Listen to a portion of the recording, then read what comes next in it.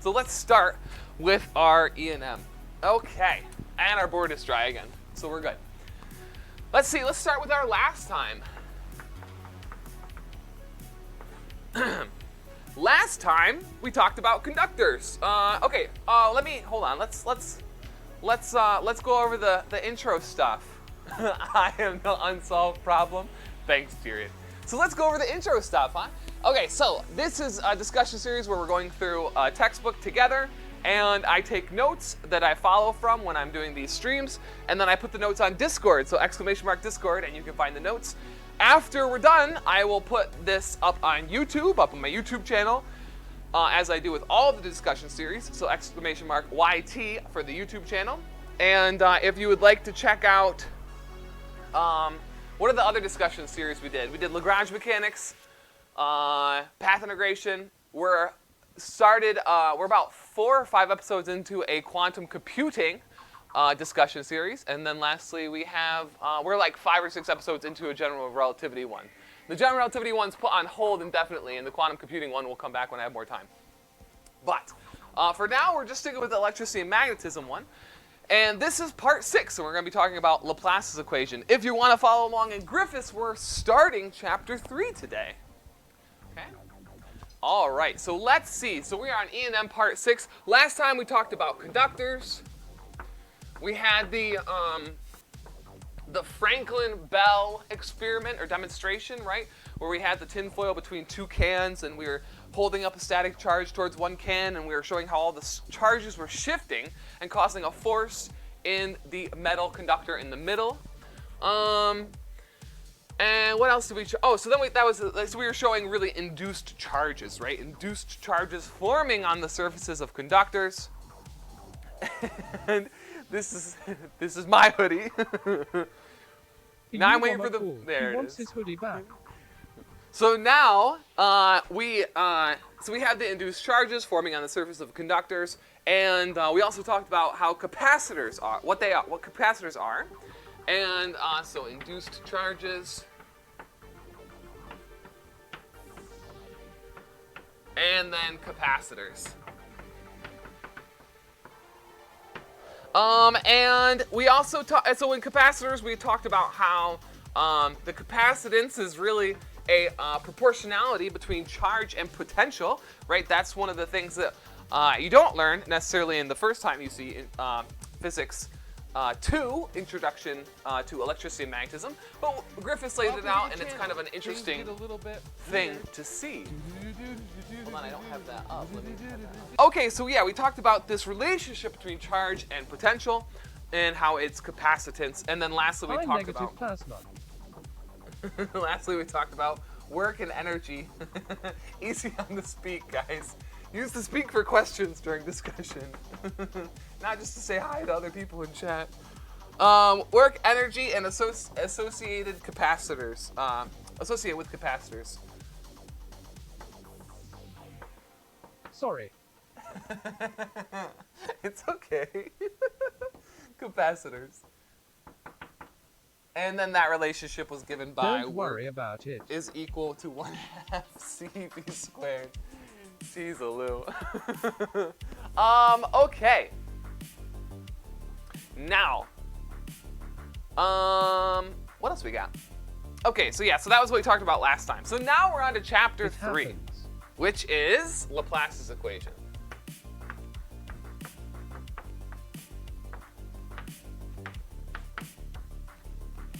Okay, so let's see. So the introduction for this Laplace's equation. So the overarching goal. Ooh, whoa, what's that? That's not introduction. The overarching goal that we've always had since we started this, whether you knew it or not. I mean, no one is perfect. It is okay. Is to find the electric field, right? So we got this equation. This was like one of the first few weeks we were doing this. We got this equation, 1/4πε0 is equal to 1 over crazy r, and we went over all of that. Crazy r squared, oh, excuse me, it's crazy r hat over crazy r. Crazy r hat over crazy r squared, and then the density charge density. And this was the equation, the very general form of the electric field, really what we're trying to find, and the goal of electrostatics is to find this. So we found it several ways. We found it using Gauss's law, right? That was the Lagrange yes, so that's what we used. We found the electric field using Gauss's law, right? That was one thing where we exploited a bunch of symmetries to find the electric field. But another way we could do it is by using the potential, right? So we found the potential as well. And the potential was given by 1 over 4 pi, epsilon naught, 1 over crazy r, r prime, d tau prime. And this was another one. We could find the electric field by using the derivative of the, either derivative of the potential or the integral electric field. And we were able to find the electric field that way. But sometimes these integrals can be very, very complicated. So we're looking for a way where we can find the potential in the electric field without necessarily needing all of these complicated integrals that involve like weird shapes where we're taking infinitesimally small chunks, you know, integrating it into some bigger shape, some different shape. So what is that? Negative. All that potential wasted. Yeah, so what is there another way we could find it? And it turns out that there is. And it's called, so let's give you the general form first. And this one's called Poisson's equation. I'm gonna need more chalkboard paint. A couple nicks in this board. Yeah, so Poisson's equation, let's label it.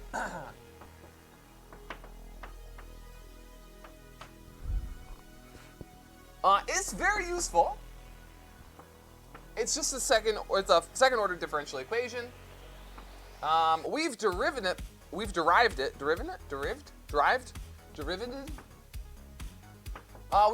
in the past, and it really helps us figure out the potential given, basically we know that we can, consider Maxwell's first equation, which is Gauss's law, and then considering these two things combined, we can come and derive this, as long as we understand the symmetries and Gauss's law applies. Okay. All right. Now, this could be very useful for solving potential for some cases, like a conductor. With certain boundary conditions, we can evaluate cases where rho is equal to 0 in some regions, but not all. And when rho is equal to 0, then we have an even nicer second order differential equation, where the second order derivative of the potential is equal to 0. Now, you might think that this is confusing, because then, wait, where's the charge if there's no charge density? But this is a volume charge density. Whoa. Laplace's equation. But this is a volume charge density, right? So it doesn't. Can I do Gauss's law? Do you want to see it? Sure, we can do Gauss's law. Let me erase this really. Actually, I could probably just do it right over here. So Gauss's law had a few different forms. Well, let me just explain what this is first. So this is when the charge density is partial differential equation, partial. Is when the differential second order differential equation is 0 when the charge density is 0, but this is a volume density, so this might be helpful in a case like charges on the surface.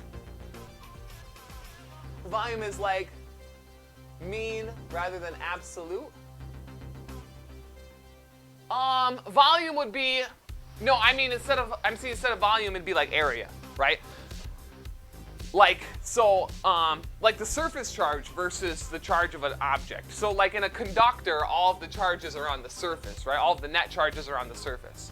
So that's why it's helpful for that, because all of the charge density is on the surface as opposed to being throughout the object itself, right? So Gauss's law. Gauss's law is usually written as a surface integral. I won't go over it too much into detail because I have a couple videos on YouTube describing that. But the surface integral over, whoops. That's potential. The surface integral over some area, right, is equal to the charge enclosed by that area over epsilon naught, which is the vacuum of permutivity. But what we also found out, and I think I have to look in, probably the book would be faster for me to look in, because I don't want to get this wrong. But we also found out that there's ways where we can look at this under a different guise, and that is considering some equation, some specific case where we have a 3D volume charge. Hold on, where'd it go? So there's that and there's that. Okay. So what we can do is rewrite this using, is it Stokes Theorem? I think it's Stokes Theorem. And we can write that the charge enclosed is equal to the volume integral of the charge density evaluated over that volume. And then we can rewrite our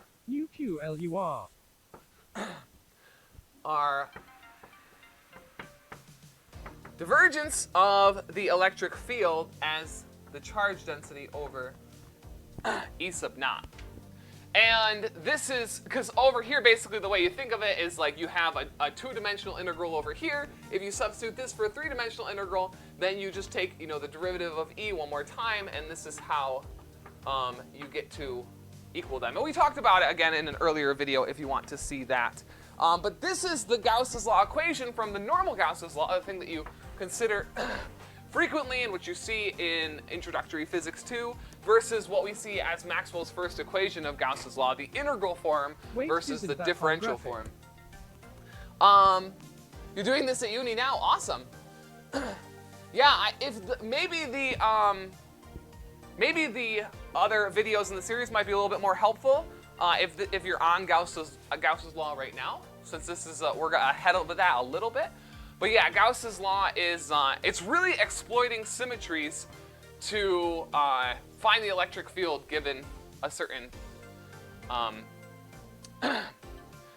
shape. Now, are you doing the introductory physics, or are you doing the the physics E&M for physics majors? I am a TA. I'm a teacher's assistant because I'm a graduate student, so I do teach. I do teach, yes. But I'm a graduate student primarily. So I teach sort of as a consequence of that. Okay, so let's keep moving along though, but if you'd like to know more about Gauss's law, I do have those videos up. If you go to my playlist, you can find all of the videos for the different discussion sections, electricity and magnetism included.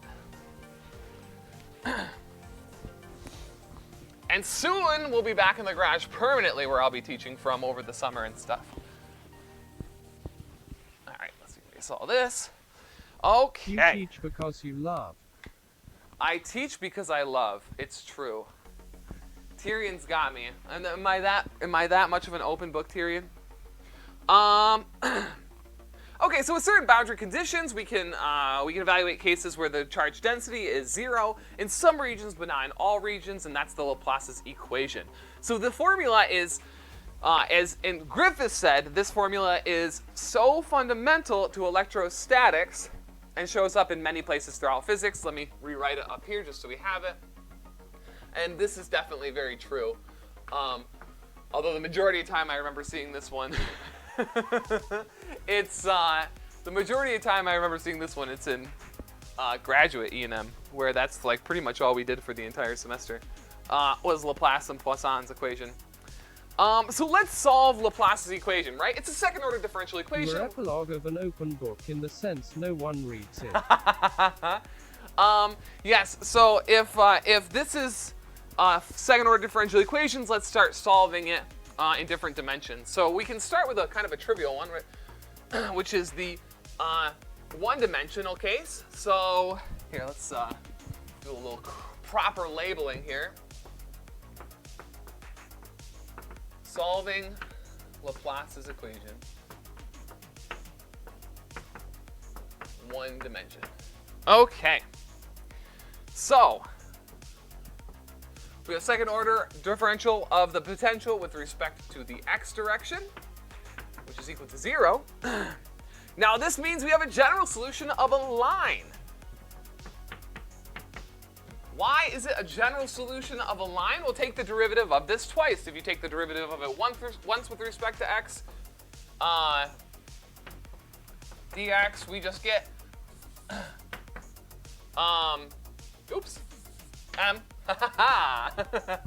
Taking the derivative again, which is the derivative of a constant, then we get 0, right? And then we get our Laplace's equation. So this is, the general solution could be a line, which is good. And so let's do that. If I give you boundary conditions, one thing that's very important about Laplace equation is that we have some definite boundary conditions. So what if I give you boundary conditions of x equals 1, v equals 4, and you get a big 0 for that derivative. x equals 5 and v equals 0. So now if we have those as the boundary conditions, right, then we could label a diagram, right? Like if you're on the notes, I have this all labeled out. Oh, that might be helpful for you as well, Jurgen, is I have my notes on Discord that I'm using. 4, 5. This will be the second one. So here are our boundary conditions, and then the line connecting them is the slope. And that's everything we need to know, right? We have a y-intercept and a slope, so we could easily solve that for these two equations. So it may not seem very obvious, but this is very illuminating for the 2D and the 3D case, and we want to talk about why it will be illuminating. So I'm going to list a couple things. Now this one, a lot of these things I'm listing is going to be from the notes, so if you do want to actually read along with me, you'll do that, because I'm not going to write out all the words on the board, but we're going to kind of list some helpful things, and then as we move on to farther and farther into dimensions, from 2 dimensions into 3 dimensions, we'll then discuss how these things show up in those and how we were able to say these things from the first dimension. Okay, so the big two are that means we can write some potential as 1/2 the potential of x plus a plus the potential of x minus a, right? We're giving some sort of average, and we can, so let me just read it. Laplace equation is an averaging instruction. X is the average of the points to the left and right of x. So really we're giving some, we're defining potential, or talking about potential. This is still 1D. Hey, Cobalt Ethan, good to see you, good to see you. Yeah, so this potential is really the average of like some region around it, right? So some plus or minus a, and then we're really worried about the average of that, okay?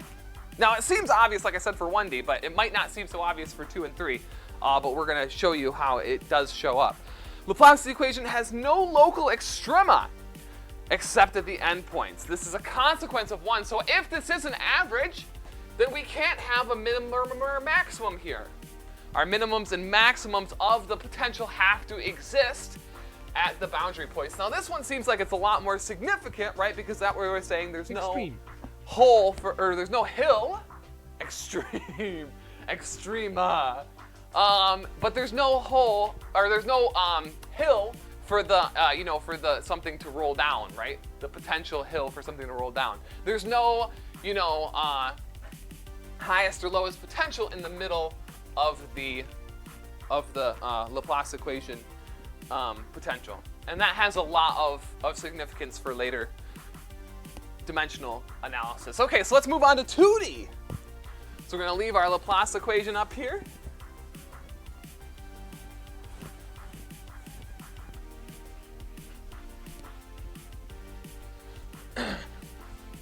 2D and 3D, or 2D especially, is going to be a little more... where the brightness of the sun of Anubis will not shine. Tropical, good to see you. As always, good to see you. How are you today? Yeah, so the 2 and 3D case might be a little bit less satisfying than the one-dimensional case, but like I said, we'll learn quite a bit of stuff from it. So the two-dimensional case is very short. We don't have any really good picture examples or anything like that, but let's still write it out. In fact, a lot of these you'll solve. This is like the heat equation, I think. We'll have some sort of shape like this. Oops. Equals 0, very good. And this is, the second order partial differential equation, but the same two things are true for this, right? The value v at a point is an average of the values around the point.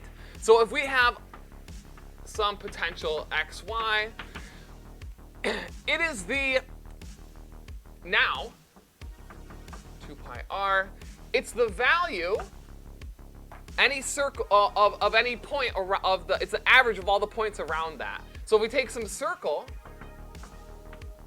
and evaluate it like this, then that's really what we're talking about as the potential, right? Is now, instead of having that line where we said this is plus or minus a and this is the average, now if we take a two-dimensional surface and take any object around that two-dimensional surface, all of these points averaged over are going to give us our potential right in the middle. Okay? So for some circle with radius r, you can draw any circle around that, and that's going to give you the average of all of those points is going to be the potential. Okay? Secondly, the potential has no minimum and maximum. I mean again, we're just going along with it.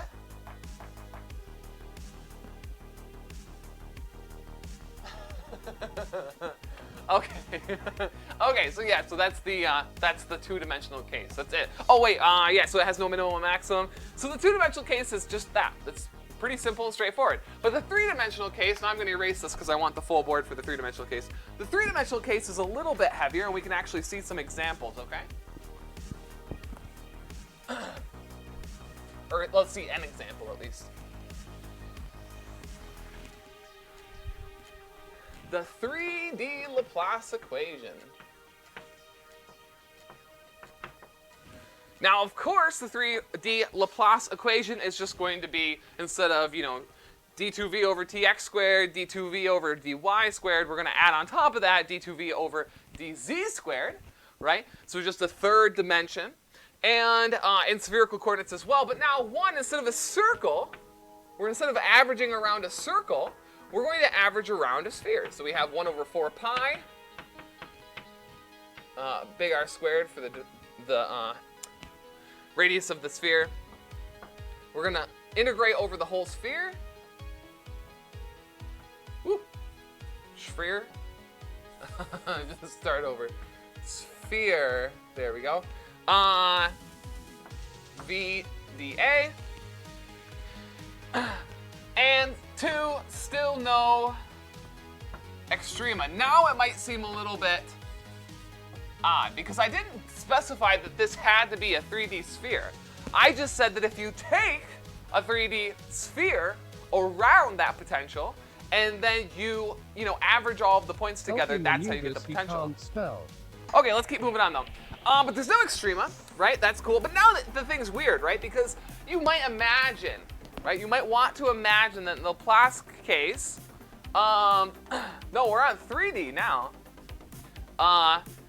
Yeah, so you might imagine that there's some weird case where we have some really weird object that looks like, this, and obviously extrema, local extrema everywhere.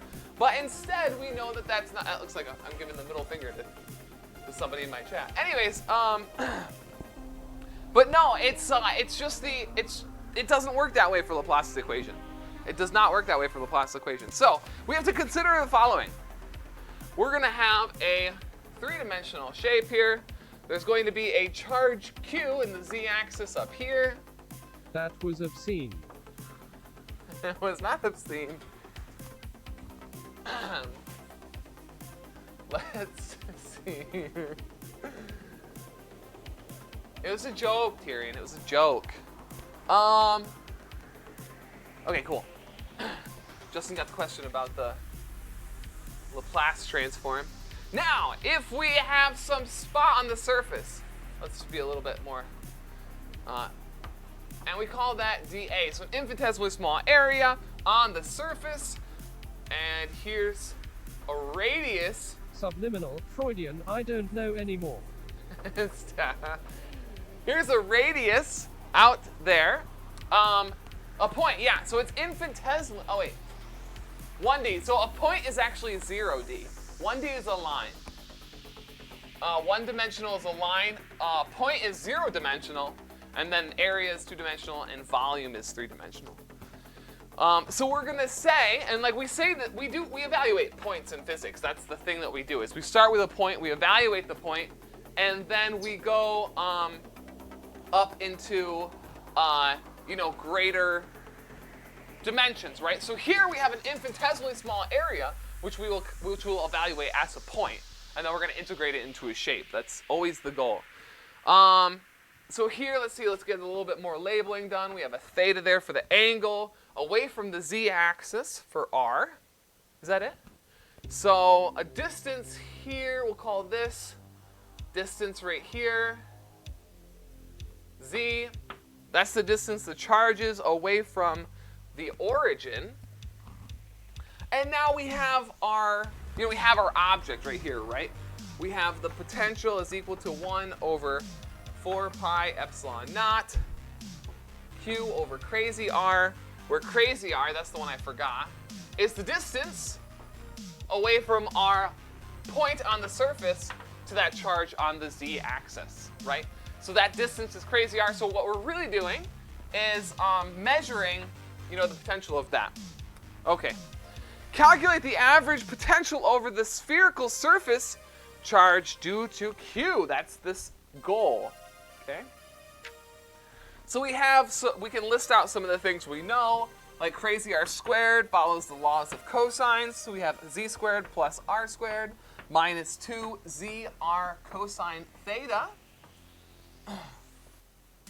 This is just the law of cosines because we can see we're made a bunch of triangles here. And these are what we can know. So the V average, let's just say AVE, V average is going to be equal to 1 over 4 pi epsilon naught, 1 over 4 pi r squared times, so that's our first part here. And now we have this whole thing, right? So that's going to be q over, v is equal to this too, so we're going to put that v here, so now the goal is to do that. Sir. All right, let me keep moving through this. So if this v is equal to this, and then, so we're going to integrate over a sphere with that. So where is, Posture check.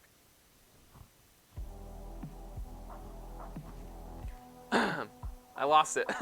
There we go. You guys are so distracting today.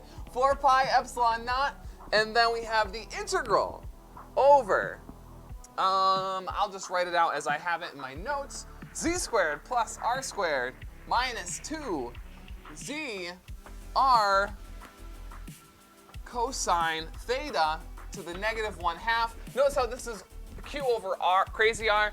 Our crazy r is right here, but it's crazy r squared. So we square the root of both sides. That's how we got this. And then lastly, we have our dA, which in spherical coordinates is r squared sine theta, d theta, d phi. You'll recognize that the integral of sine theta, d theta, d phi is just going to be oh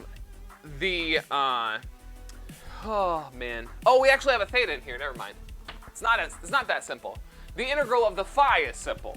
That's just 4 pi, but the rest of it is not so simple. Or 2 pi, excuse me. So, we have 1 over, let's just write q, are we combining everything yet? Yeah, kind of. Q over 4 pi epsilon naught times 1 over 2zr. Where is your dr? No dr, it's a 2-dimensional integral. It's dA. So it's over theta and phi. I like your funny words, Magic Man. Thank you, Kressel. Oh, man. Like I said, if anybody doesn't really want to do the rigorous stuff, then in about I just met her. half an hour, we're going to be doing more of the discussion style physics stuff. So this is, dA is just a point for now, right? Yeah, so it's a point for here. It's a point right here. But then this integral is going to take this point and turn it into a sphere, okay? So one way you could think of that is if you wanted to do a line, right? So if you had a line and you know that the line goes from 0 to L, and you take this segment right here and call it dx, okay? That's just a point in the line, but you can integrate dx from 0 to L, and you get L, right? So that's the length of a line, is by doing this.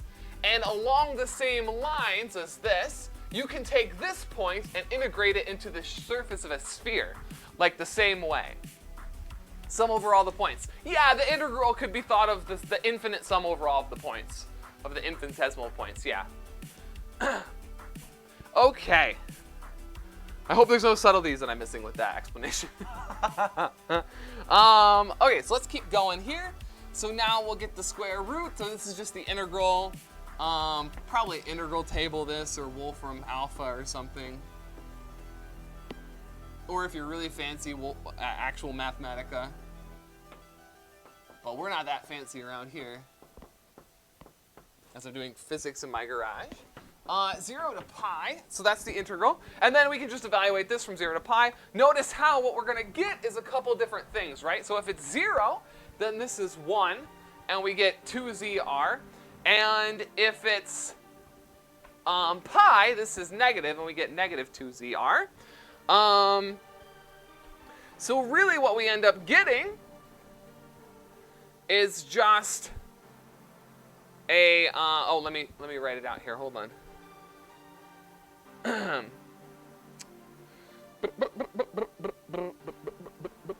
Hold on just a second. I'm trying to think if I should erase this or not.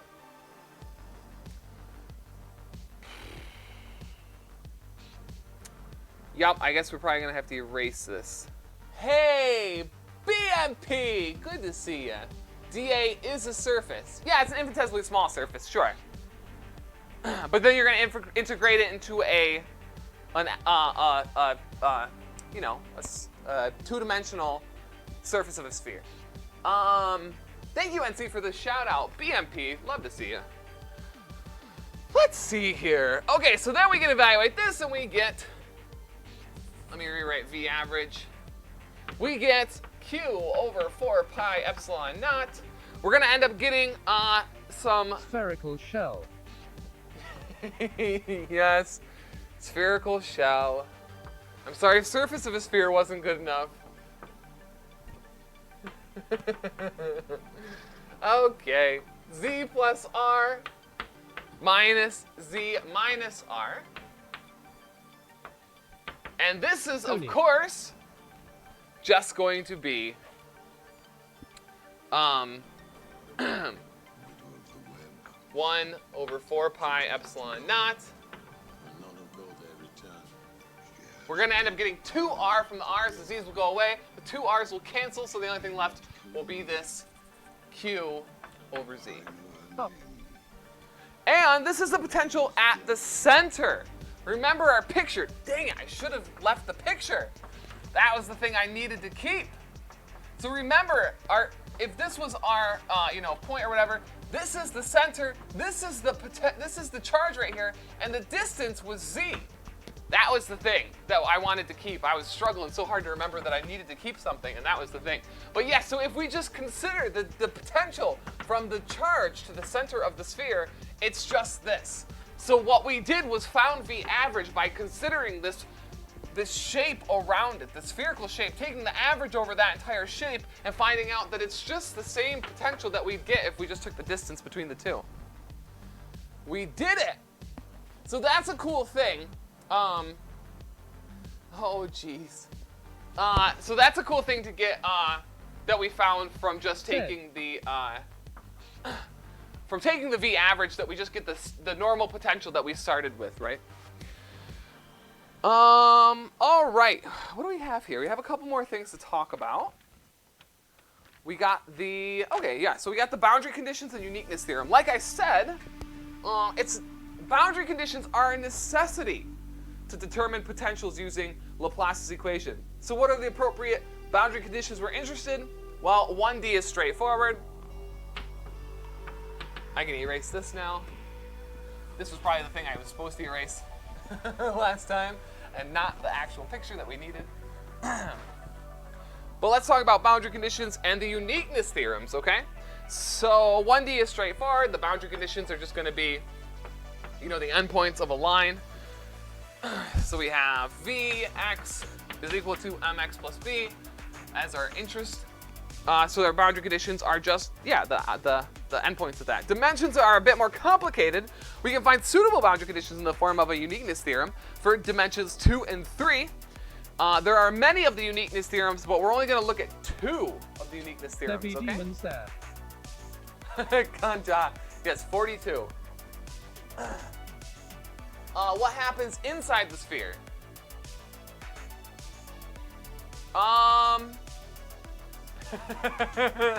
Glad to see you finally got a grasp on physics. So nothing happens inside the sphere, really. We're just this is the point that we're kind of interested in, right? We're trying to find the potential at some point z away. So what we did was we took the average of the potential that was affected on the surface of this, and the average of the surface turns out to be this, which, it could be a little bit more intuitive to some people, but then again, once the shape changes again, because like I said, this is the stuff we use for what's it called? Like the heat equation and stuff for thermodynamics and whatnot. Okay, so 2 and 3 dimensions are a bit more complicated for boundary conditions, but we have 2 uniqueness theorems that are mainly going to tell us what they are. The first uniqueness theorem, again, this is just from my notes.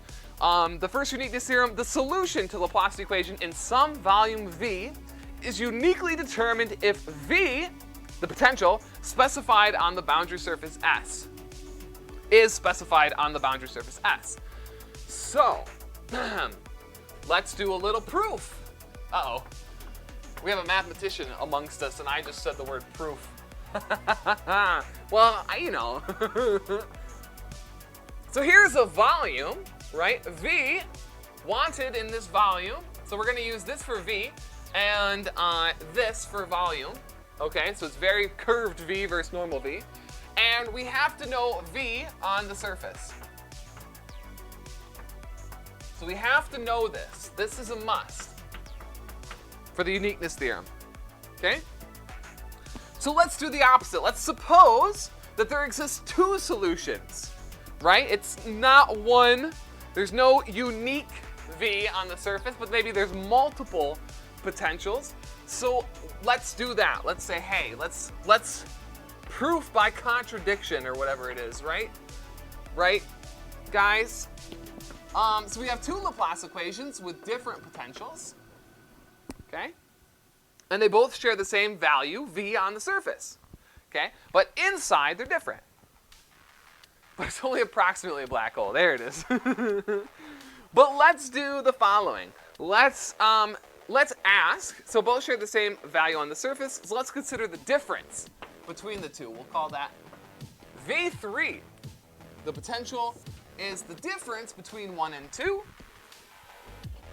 Between 1 and 1.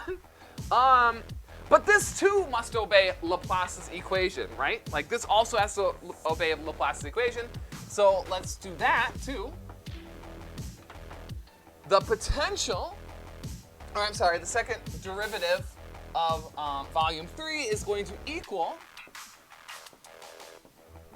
let's see, we can take the derivative of the other side as well. But this is just going to be applied to V1 and then applied to V2.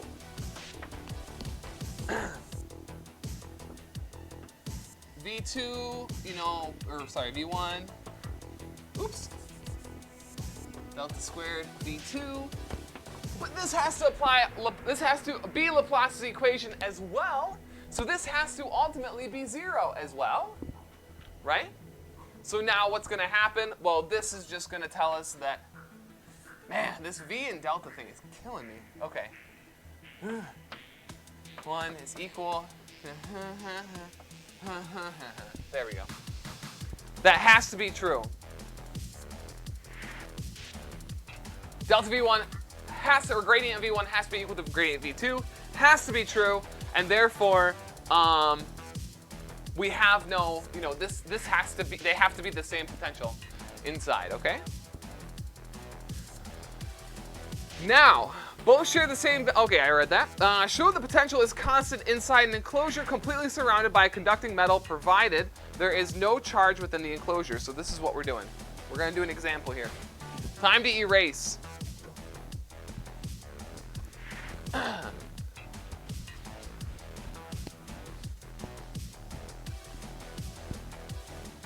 I guess the demonstration is not really showing this stuff, but more about showing the stuff we did last time, like the Franklin valve. But we could talk about the potential given the charges.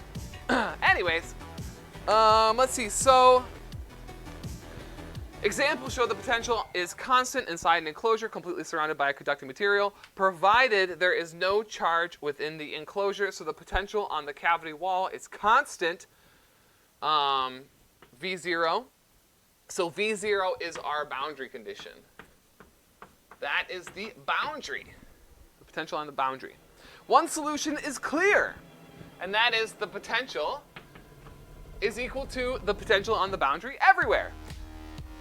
That's nice, right? And if you remember, we already know that that has to be the case, right? This is a capacitor, right? So therefore, or conducting material, yeah.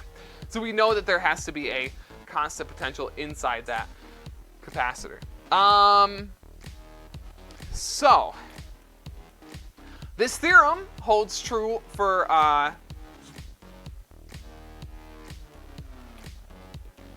oh, I see. Yeah. So that's the answer. I forgot that was the end of the example.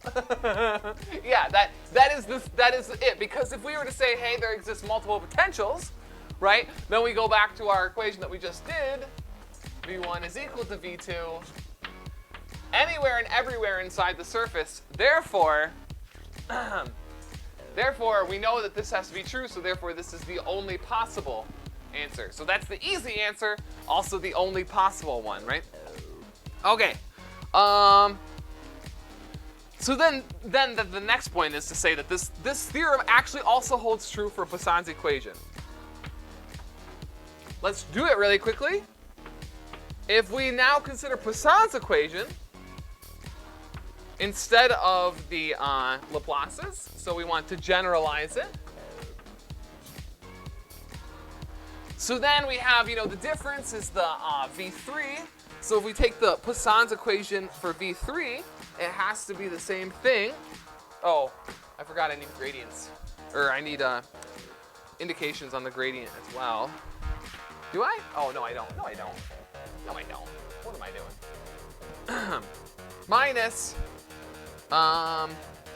gradient squared V2 is equal to, and then we can write this down, 1 over epsilon naught rho minus, so it's a plus 1 over epsilon naught rho, which is equal to 0, right? Because this is just this minus plus, right? Welcome to the channel. What happens with that? Well, weird. It just means again that this is that. That V1 and V2 have to be equal. So that's the other thing, is it holds for Poisson's equations as well. The potential in a volume is uniquely determined if the charge density throughout the region and the value of V on the boundaries are all throughout the region is 0, and never mind. We can have a charge density throughout the region. We just figured that out. We can have a charge density. We don't need to worry about that. But as long as it's consistent throughout the whole thing, and the value of V on the boundaries are specified, right? So those are the two things. As long as the boundary conditions are specified, and the charge density is throughout is the same. Okay. Why does he keep walking off camera? Always. Is the music loud? The music is really loud to me. I have no idea why.